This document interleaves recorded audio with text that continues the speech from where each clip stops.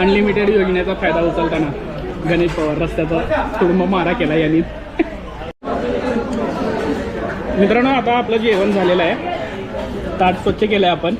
आणि दुसरी महत्त्वाची गोष्ट, ज्या वेळेला तुम्ही अनलिमिटेड थाळी मागवताय त्यावेळेला मटणाचं एक प्लेट येते. त्या प्लेटमध्ये मटणाचे 4 पीस, 4 ते 5, आणि रस्सा, एक आळणी आहे, आणि एक भाताची एक वाटी येते अशी इंद्रायणीची, आणि भाकर आणि तंदूर अनलिमिटेड येईल.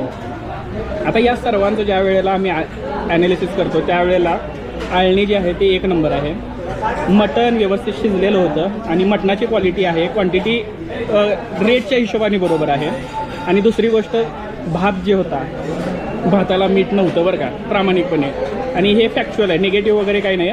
भाताला मीठ नव्हतं, पण ते मीठ आपल्याला देतात, म्हणजे तुम्हाला पाहिजे तेवढं तुम्ही मीठ टाकून खाऊ शकता.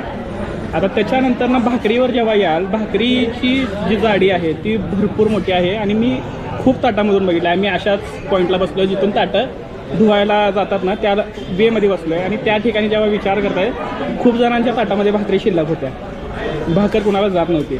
आणि दुसरी गोष्ट, तंदूरची जी बकेट आहे ना, ती बकेट आणून ठेवतात तिथे, म्हणजे हे काय म्हणतात, पूर्ण ते टोपलं जे आहे तंदूरच्या रोटीचं ते पूर्ण आणून ठेवतात. त्यामुळे तंदूर रोट्या ज्या आहेत ना, ज्या वेळेला आणून ठेवतात त्यावेळेला रबरासारख्या होऊन जातात. त्यामुळे त्याची सुद्धा चव निघून जाते.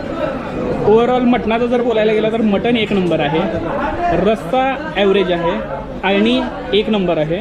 आणि बाकी ओव्हरऑल जर सांगायला गेलं तर रेटच्या हिशोबाने सगळ्या गोष्टी सुटेबल आहेत. येऊ शकताय, पण मित्रमंडळी म्हणूनच या, आणि विथ फॅमिलीसाठी हॉटेल नाही आहे.